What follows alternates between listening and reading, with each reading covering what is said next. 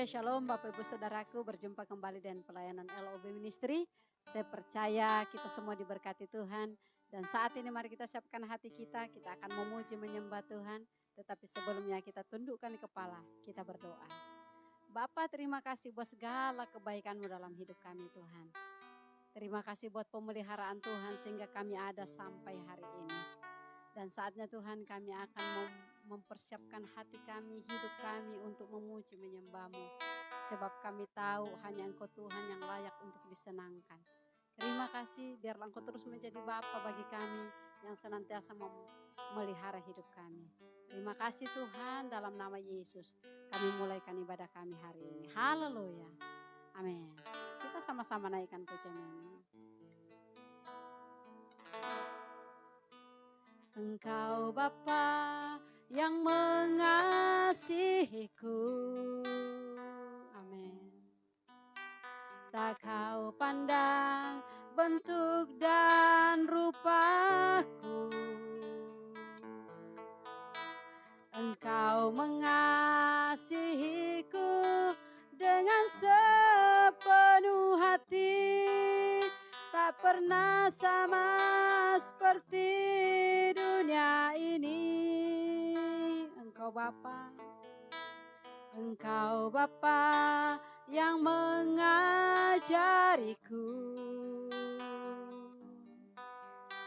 melewati badai langit biru.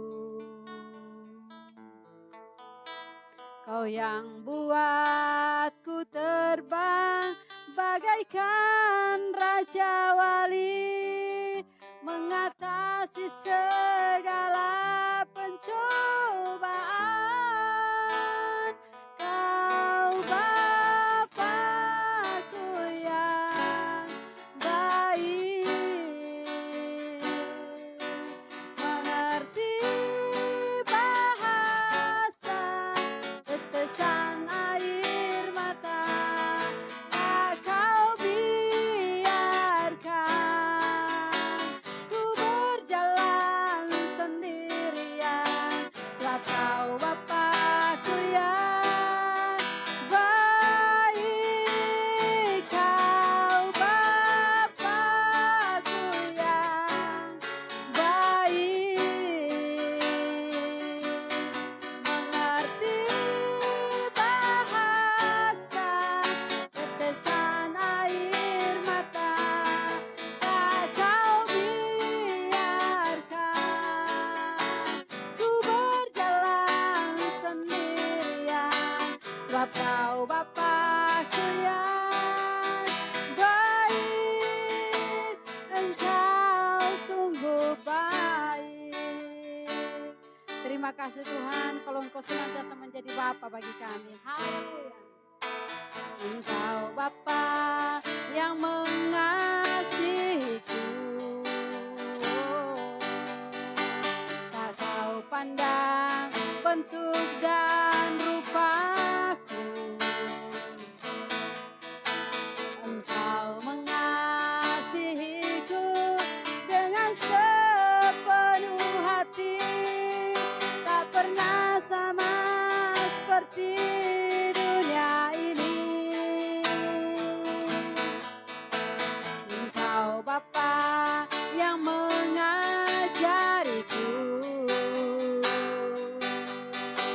melewati badai langit biru. Kau yang buatku terbang bagaikan Raja Wali, tak pernah segala pencobaan. Kau Bapa-Ku yang baik, mengerti bahasa tetesan air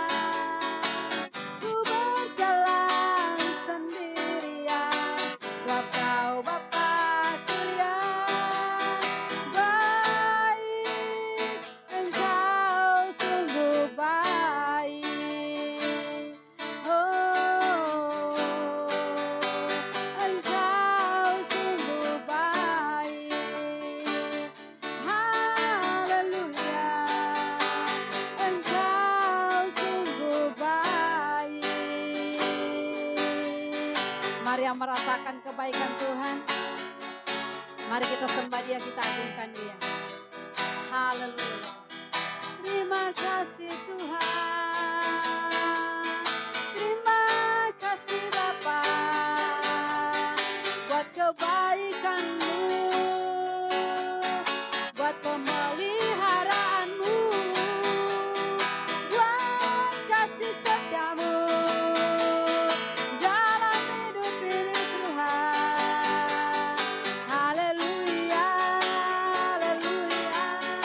Bapa yang peduli, Bapa yang mengerti setiap tetesan air mata kami. Haleluya. Oh, oh, oh. Tiada seperti-Mu Tuhan, tiada seperti-Mu. Syukur-syukur hanya bagi-Mu, syukur hanya bagi-Mu, Yesusku. Haleluya. Engkau Bapa yang baik, teramat baik bagiku, sangat baik, tiada duanya. Terima kasih Tuhan, terima kasih Bapa. Haleluya. Nyanyian pujian bagi-Mu Tuhan, pujian bagi-Mu Tuhan. Nama-Mu besar dan layak dipuji.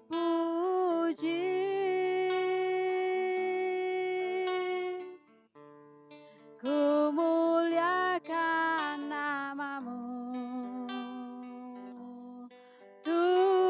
Tuhan, pujian bagi-Mu Tuhan.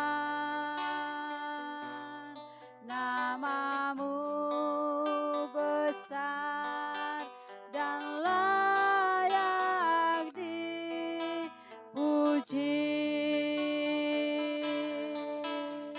Oh, nyanyian pujian bagi-Mu Tuhan, pujian bagi-Mu Tuhan. Nama-Mu besar dan layak dipuji.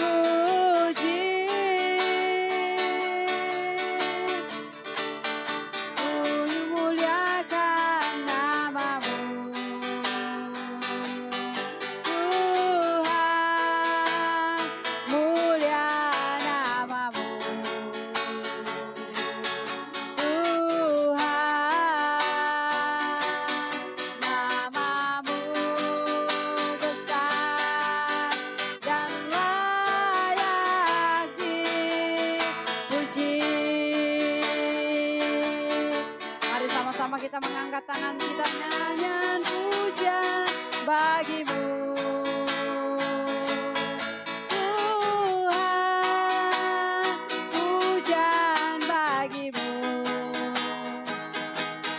Tuhan.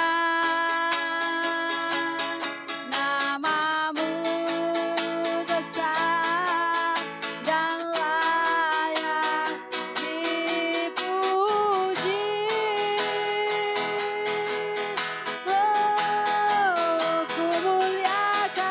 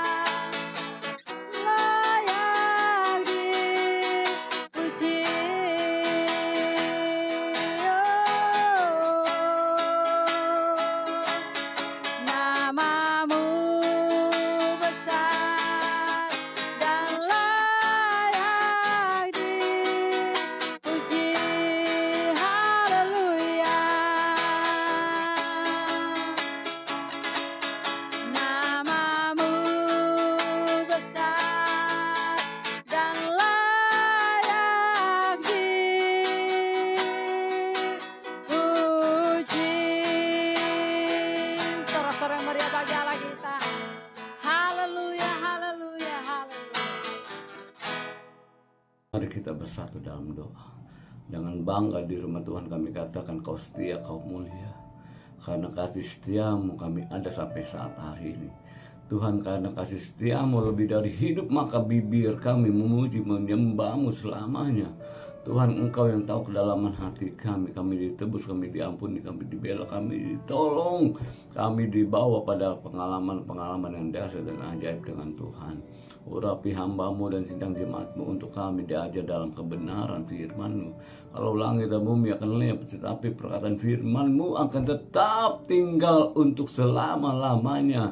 Kami tahu dan percaya orang yang berjumpa dengan Yesus tidak pernah akan dikecewakan. Di dalam nama Tuhan Yesus bersama kita katakan amin. Shalom Bapak Ibu Saudara yang terkasih dalam Tuhan, jemaat LOB Ministry. Bagaimana kabarnya? Luar biasa ya, karena kita punya Allah yang luar biasa. Haleluya, haleluya. Hari ini saya akan bicara sebuah tema yang berjudul mengapa kita harus mengasihi. Yang bawa Alkitab, buka Alkitabnya, Alkitabnya ada di HP, buka gadgetnya. Karena zaman sudah canggih, satu kali suami istri komunikasinya enggak lagi telepon-teleponan, tapi lewat WhatsApp atau WA. Setiap hari WA-an, tapi suami istrinya ada aturan main di dalam rumah tangganya. Pokoknya malam kalau mau tidur handphone harus dimatikan. Nah, pas mau tidur istri lupa HP-nya lowbat, dicas dalam kondisi on atau hidup. Dan 1 jam berlalu istrinya sudah tidur, tapi suaminya belum bisa tidur. Tiba-tiba ada WhatsApp masuk, saudara. Ting tong, ting tong, ting tong. Waduh, lalu suaminya langsung mikir, istriku nggak tahu aturan rumah tangga. HP-nya nggak dimatikan. Dan yang kedua, suaminya kepo, siapa tengah malam begini kirim berita WA. Diambillah HP istrinya yang lagi di charge itu, lalu dibaca pula, dan betapa kagetnya di HP istrinya ada tulisan "You are beautiful". Terbakarlah api cemburu, Bapak Ibu Saudara. Tengah malam ada yang kirim tulisan "You are beautiful". Dibangun nih istrinya. Mama bangun, mama bangun, mama, katanya. Mama sudah nggak taat aturan rumah tangga yang sudah kita sepakati. Kenapa sih Pak, katanya istrinya, ini HP mama tidak dimatikan. Oh ya udah kalau gitu maaf Pak, ya sudah dimatikan saja. Mama mau lanjut tidur lagi nih, katanya. Oh ntar dulu. Yang kedua lebih penting, di HP mama tengah malam begini ada yang bilang "You are beautiful". Mama sudah nggak benar di dalam pernikahan. Lalu istri marah, Bapak Ibu Saudara. Dia bilang, Papa ngomong apa sih, katanya. Ini buktinya. Kaget juga istrinya, lalu diambil HP-nya. Diambil serta baca tuh, saudaraku, kepala istrinya kemudian dikeplak. Loh, kok kenapa kepala aku yang dikeplak? Lalu istri dengan santai bilang begini, makanya kalau baca diambil dulu kacamatanya. Ini bacaannya bukan "You are beautiful", tetapi "Your battery is full", Bapak Ibu Saudara. Haleluya, haleluya. Yuk kita buka kitab kita dalam Yohanes 13 ayat 34 sampai 35. Beginilah firman Tuhan, "Aku memberi perintah baru kepada kamu, yaitu supaya kamu saling mengasihi. Sama seperti aku telah mengasihi kamu, demikian pula kamu harus mengasihi." 35, "Dengan demikian semua orang tahu bahwa kamu adalah murid-muridku, yaitu jikalau kamu saling mengasihi. Yang berbahagia adalah kita yang mendengarkan firman dan menyimpannya dalam hidup kita sehari-hari." Sebuah survei diadakan secara ilmiah di Amerika Serikat terhadap diri seorang perempuan. Ternyata kalau seorang perempuan kekurangan kasih sayang dalam dirinya, atau seorang wanita tidak menerima yang namanya kasih sayang atau menerima sedikit kasih sayang, maka wanita tersebut akan punya masalah secara fisik. Wanita atau perempuan yang kurang kasih sayang atau menerima sedikit kasih sayang, resikonya terhadap kanker peranakan, resikonya terhadap kanker payudara, resikonya terhadap kanker rahim lebih besar 2,4 kali. Riset ini membuktikan juga kalau seorang perempuan tidak menerima kasih sayang karena suaminya sering kali ngomong gak jelas, Bapak Ibu Saudara, kalau panggil istrinya teriak-teriak, Pak Pendeta. Ada suami kalau ngomong sama istrinya begini, nggak jelas katanya. Resikonya lebih besar 5 kali. Survei ilmiah diadakan juga di Amerika Serikat. Tingkat kematian pada pria, ternyata pria yang merokok namun pria ini menikah. Tingkat kematian sama dengan pria yang tidak merokok tapi pria ini tidak menikah atau duda, Bapak Ibu Saudara. Kita tahu kan kalau orang merokok pasti nyawanya katanya lebih pendek daripada orang yang tidak merokok. Makanya saudara-saudara, kalau orang yang merokok dia ambil asuransi jiwa lebih mahal bayarnya. Kenapa? Karena 1 batang rokok 15 menit nyawa terpotong, Bapak Ibu Saudara. Tapi jemaat LOB tidak ada yang merokok, semuanya jemaat yang baik-baik saja. Tapi jemaat zaman now suka debat sama namanya pendeta, Bapak Ibu Saudara. Di mana ayatnya katanya dilarang merokok dalam Alkitab? Saya bilang kalau kamu cuma cari kata dilarang merokok, nggak usah cari di Alkitab. Pergi saja ke pom bensin, di situ ada tulisan besar di tembok dilarang merokok. Aduh, capek deh sama ngomong sama orang seperti ini. Tetapi riset membuktikan saudara, pria-pria yang merokok namun sudah menikah tingkat kematian sama dengan pria yang tidak merokok. Tapi pria ini tidak menikah atau duda. Kenapa? Karena ternyata hasil riset membuktikan, penelitian membuktikan bahwa kasih sayang sangatlah penting. Untuk membuat kita sehat, ternyata dukungan sosial atau kasih merupakan prediktor terbaik bagi kesehatan. Yang terbaik lebih baik ketimbang kesehatan apapun termasuk diet dan olahraga. Jadi riset ini mengatakan kalau orang mau sehat dia harus menerima atau mengalami kasih yang benar dalam hidupnya. Wow, orang pikir kita sehat, kita ikut yang namanya diet Deddy Corbuzier. Itu yang namanya OCD atau Obsessive Corbuzier Diet. Kita tidak makan Pak katanya, cuma makan 8 jam, 6 jam, 4 jam. Terus kita makan hanya 1 kali 24 jam. Itu namanya sama kayak perguruan Shaolin, Bapak Ibu Saudara. Shaolin Butong Pai. Sayangnya kenapa botaknya nggak ikut juga kayak Deddy Corbuzier. Tapi ternyata yang namanya olahraga, diet kalah sama yang namanya kasih sayang. Yale University, kampus kedua terbaik setelah Harvard University, bikin riset terhadap 119 pria dan 40 wanita. Hasil riset ini menggagalkan, mengatakan mereka yang merasa dicintai dan mendukung oleh pasangannya memiliki lebih sedikit penyumbatan di arteri jantungnya dibandingkan dengan kelompok yang merasa kurang dicintai. Riset ini mau mengatakan kalau orang punya masalah sama jantungnya itu kurang disayang-sayang sama suaminya.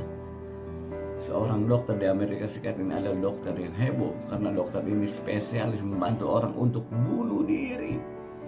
Yang namanya Dr. Jake Kevorkian. Saking hebohnya dibuat film, Bapak Ibu Saudara. Karena ini dokter melanggar sumpah Hipokrates. Dokter itu harus menyelamatkan nyawa pasiennya apapun caranya, harus ditolong. Tapi kebalikan dengan dokter yang namanya Dr. Jake Kevorkian, dia menolong orang yang merasa dirinya sudah tidak sanggup lagi terhadap penderitaan. Orang yang punya lagu dan berkata, "Aku tak sanggup lagi menderita di dunia ini." Aduh, dia langsung telepon Dr. Jake. Dr. Jack ini sempat masuk penjara, Bapak Ibu Saudara. Dia survei orang-orang yang bunuh diri dibantu oleh Dr. Jack. The vast majority 67% they had no social or family support.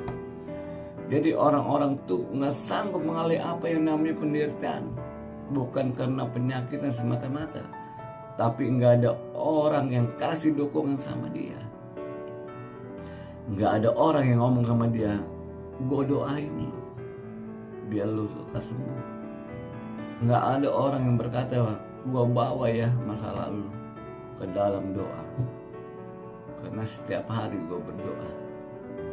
Tidak ada Bapak Ibu Saudara. Saya mau tanya sama saudara, siapa yang mau sehat?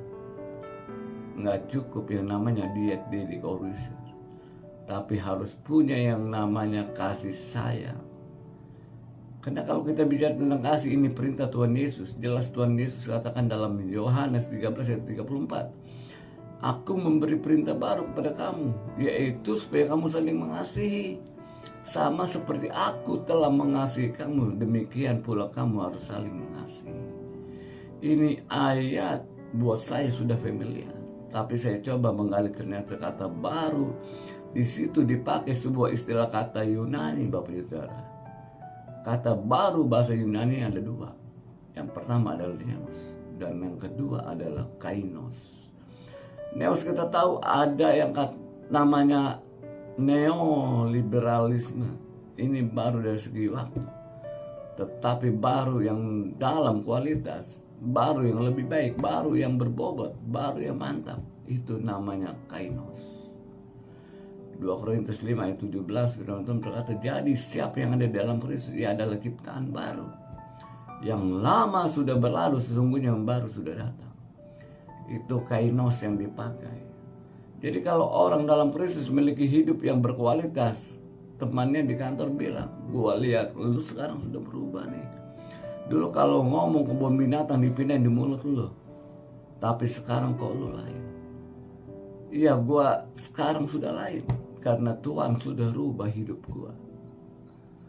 Suami mesti ngomong sama istrinya, lu semenjak ke gereja, lu semenjak datang ke LOB Ministry, kalau dulu lu ngomong, ya ampun deh katanya, gua ngomong satu kata, lu ngomong satu kalimat. Gua ngomong satu kalimat, lu ngomong satu paragraf. Gua baru satu paragraf, lu ngomong satu bab. Gua ngomong satu bab, lu ngomong satu buku. Gua ngomong satu buku, lu ngomong berbuku-buku. Aduh, itu kainos. Di dalam Tuhan harus ada perubahan dan pembaru. Ini perintah baru. Kenapa? Saya lihat saudara di dalam Alkitab, Tuhan Yesus pernah berfirman begini, Matius 5 ayat 38. Kamu telah mendengar firman, mata ganti mata dan gigi ganti gigi. Ini hukum Taurat, ini perintah lama. Tapi perintah baru kita masuk dalam Matius 5 ayat 39. Yang berkata, tetapi aku berkata kepadamu, janganlah kamu melawan orang yang berbuat jahat kepadamu. Melainkan siapapun yang menampar pipi kananmu, berilah juga kepadamu pipi kirimu. Kenapa yang konflik di Afrika Utara sama Timur Tengah nggak selesai-selesai? Bahkan bisa merembet ke seluruh wilayah Timur Tengah dan Afrika Utara. Saya kasih pertanyaan buat saudara, karena dia pakai yang namanya hukum Taurat, mata ganti mata, gigi ganti gigi. Ini kalau dalam ilmu psikologi kita sebut defense mechanism atau mekanisme pertahanan. Apa tuh? Kalau orang diserang dia akan bela diri. Itu hakikat manusia yang berdosa, Bapak Ibu. Tapi saudara ingat dalam Kejadian 3, ketika Adam dan Hawa jatuh ke dalam dosa, Tuhan tanya sama Adam, kenapa dirintanya? Adam enggak ngaku dosa. Adam salahin Hawa dan bilang, karena perempuan yang kau tempatkan di sisiku maka aku berdosa. Tuhan tanya pada si Hawa, Bapak Ibu Saudara. Hawa berkata, karena ular yang memperdaya aku. Puji Tuhan, ular tidak ditanya. Kalau ular ditanya, ular tunjuk lagi kepada Adam, maka kitab Kejadian bisa jadi ada 75 pasal. 25 pasal isinya tuding-tudingan, Bapak Ibu Saudara. Tapi Tuhan memberikan perintah di dalam Matius 5 ayat 39. Tetapi aku berkata kepadamu, janganlah kamu melawan orang yang berbuat jahat kepadamu, melainkan siapapun yang menampar pipi kananmu, berilah juga pipi kiri. Michael Hall tulis buku, dan dia mengumpulkan dari peradaban manusia siapa yang memberi pengaruh. Dia berikan 100 orang, Bapak Ibu.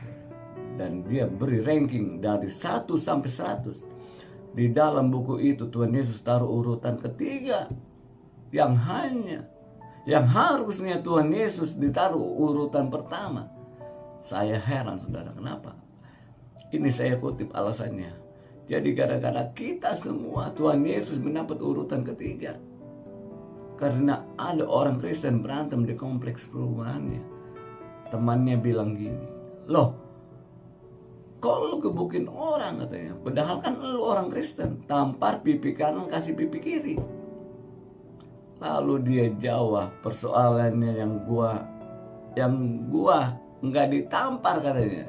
Persoalannya gua nggak ditampar, gua ditendang, katanya. Dan nggak ada ayatnya, jadi gua gebukin balik. Luar biasa, dia pintar banget alasan di Bapak Ibu Saudara. Perintah baru, kasih yang berkualitas. Perintah yang berbobot itu dasarnya adalah apa? Kalau kita menerima kasih di dalam Kristus. 1 Yohanes 4 ayat 11 dan 19. Jelas mengatakan, saudara-saudaraku yang kekasih, jikalau Allah demikian mengasihi kita, maka haruslah kita juga saling mengasihi. Disambung di ayat ke-19, kita mengasihi karena Allah lebih dahulu mengasihi kita. Jadi perintah Kristus bisa kita laksanakan kalau kasih Kristus sudah ada dalam diri kita. Kasih dalam bahasa Indonesia ada 1. Kalau bahasa Ibrani ada 4, Bapak Ibu Saudara. Tapi dari keempat ini 2 yang paling kontra, eros dan agape. Kasih storge menggambarkan kasih yang ada di dalam keluarga, menggambarkan ikatan mendalam dan penuh perhatian antara orang tua dan anak, suami istri, saudara kandung.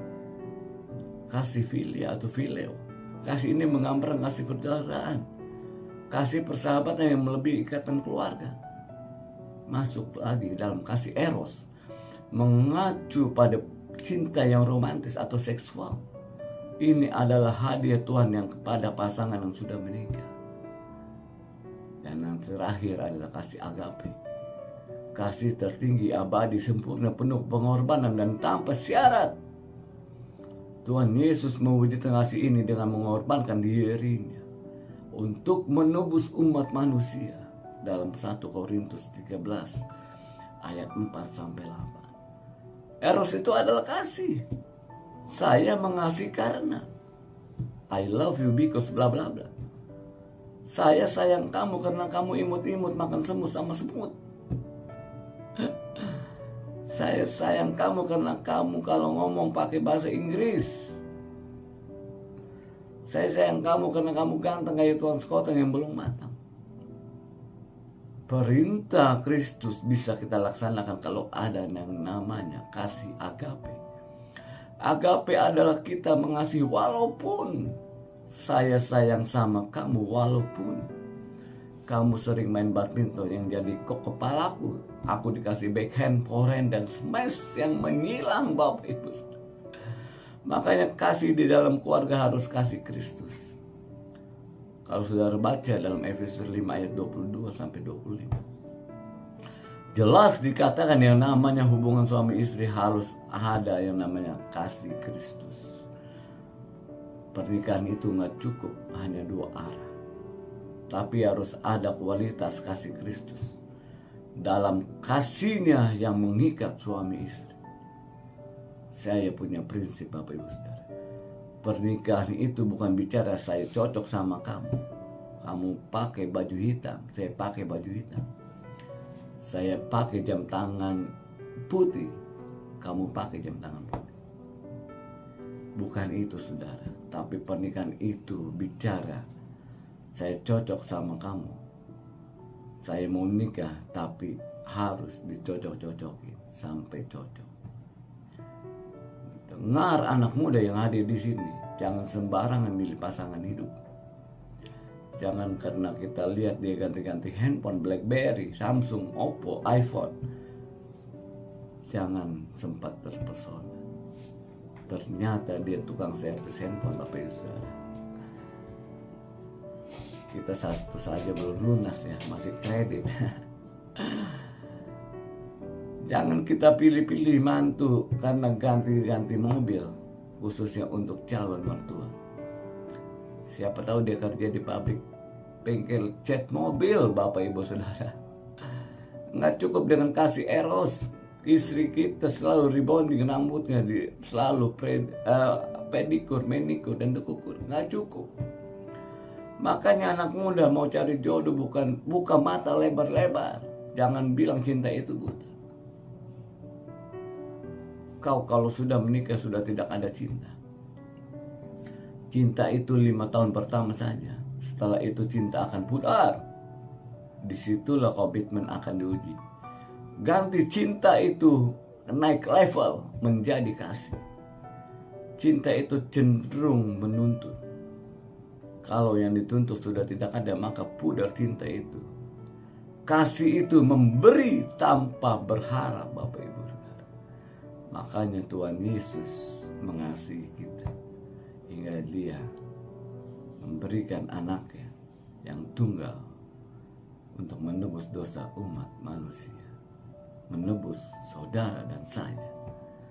Mengapa kita harus mengasihi? Karena ini perintah baru, ini perintah Tuhan Yesus, perintah yang berkualitas. Dan kualitas kasih dari Tuhan Yesus itu harus kita miliki di akhir zaman.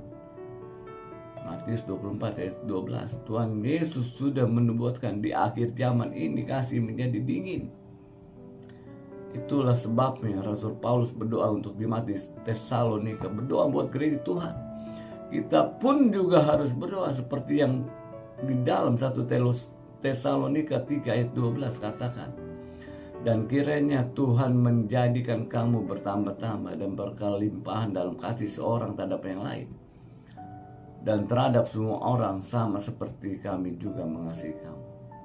Alasan yang kedua mengapa kita harus mengasihi. Kesaksian sebagai murid Kristus. Ayat 13 berkata dalam Yohanes 13 ayat 35. Dengan demikian semua orang akan tahu bahwa kamu adalah murid-murid, yaitu jikalau kamu saling mengasihi. Richard Olon menulis, murid adalah orang yang selalu mengikuti orang lain, yang selalu dekat dengan orang lain. Saya senang dengan istilah disciple. Kata Yunaninya adalah matates. Was one who attached himself. Orang yang selalu menempel atau berdekatan, selalu terkait dengan seorang untuk mendapatkan hal-hal yang bersifat praktis, theoretical, praktikal, entah itu melalui pengajaran atau melalui pengalaman. Saya baca dalam Alkitab proses pemuridan Tuhan Yesus ada 4 langkah. Yang pertama, I do it your words. Ketika Tuhan Yesus mengajar murid, Tuhan Yesus selalu berkata, belajarlah kepadaku karena aku lemah lembut dan rendah hati. Jadi Tuhan Yesus jadi teladan. I do it your words. Yang kedua, we do it together. Ketiga, you do it I words. Tuhan Yesus mengutus murid-muridnya, menyuruh murid-muridnya mempraktekkan apa yang Tuhan Yesus ajarkan, dan Tuhan Yesus melihatnya. Dan yang keempat, you do it alone. Lakukan sendiri. Tuhan Yesus naik ke surga, murid-muridnya melaksanakan apa yang Tuhan Yesus telah ajarkan berdasarkan Matius 28 ayat 19 sampai 20. Apa artinya? Seorang murid itu harus mengalami impartasi hidup dari gurunya. Jadi kalau orang berkata saya murid Kristus, itu artinya hidup Kristus harus dinyatakan dalam diri kita. Makanya istilah Kristen kalau kita buka dalam ensiklopedia adalah Kristen dalam bahasa Yunani, Kristionia, yang artinya budak, pengikut atau orang yang berkomitmen dengan Kristus. Kristen artinya orang berbicara, bertingkah laku, bersifat seperti Kristus. Kristen bukan berarti orang harus punya salib. Kadang-kadang kita ngomong dia Kristen loh karena dia punya salib gede, dan kalau jalan sampai bongkok. Dia Kristen loh kalau jalan kesangkut dia bilang glory haleluya maranatha soli Dio. Kristen bukan aksesoris. Kristen bukan aksesoris Bapak Ibu Saudara. Kristen bukan pakai nama Alkitab semata-mata.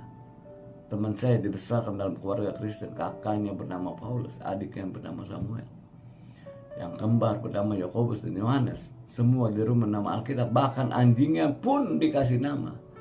dikasih nama Herodes, Bapak Ibu. Yang penting adalah hidup Kristen ada di dalam diri kita. Tapi Mahatma Gandhi pernah berkata, I like your Christ, but I don't like your Christian. Mahatma Gandhi berkata seperti itu. Dia adalah tokoh orang India, orang besar di India, pejuang dari India. Dia tuh baca Alkitab, Bapak Ibu. Dia ngefans berat sama yang namanya Tuhan Yesus. Makanya waktu dia tinggal di Afrika Selatan, di tengah komunitas orang India, dia coba ke gereja. Tapi waktu itu kan ada paham yang namanya apartheid. Adalah paham yang membedakan orang berdasarkan warna kulit. Gereja waktu paham apartheid itu masih menguasai mereka. Dan gereja dibagi dalam 3 kelompok. Yang pertama gereja kulit hitam. Yang kedua kulit putih. Dan yang ketiga kulit berwarna. Kalau kita nih termasuk kulit berwarna. Mahatma Gandhi baca dalam Alkitab bahwa Yesus mengasihi semua orang, termasuk orang berdosa. Itu yang dia tahu. Jadi dia masuk gereja kulit putih, Bapak Ibu. Kalau saudara tadi masuk, mungkin ada asar di depan. Pasti asar di LOB Ministry sangatlah ramah, sangatlah baik, murah senyum. Kemudian Mahatma Gandhi masuk ke dalam gereja kulit putih. Welcome. Tapi pada waktu Mahatma Gandhi masuk ke dalam gereja kulit putih, asarnya cegat dia di depan pintu, Bapak Ibu, dan berkata, sorry, this church is not for you. Your church is over there, katanya. Dia main asal tunjuk, over there. Shock, Bapak Ibu Saudara. Dia kaget. That's why he said, I like your Christ. I don't like your Christian. Maka kita harus mengasihi sesama seperti kita harus mengasihi diri kita sendiri. Karena ketika kita mengasihi, kita menyaksikan hidup kita adalah murid Kristus. Gimana caranya?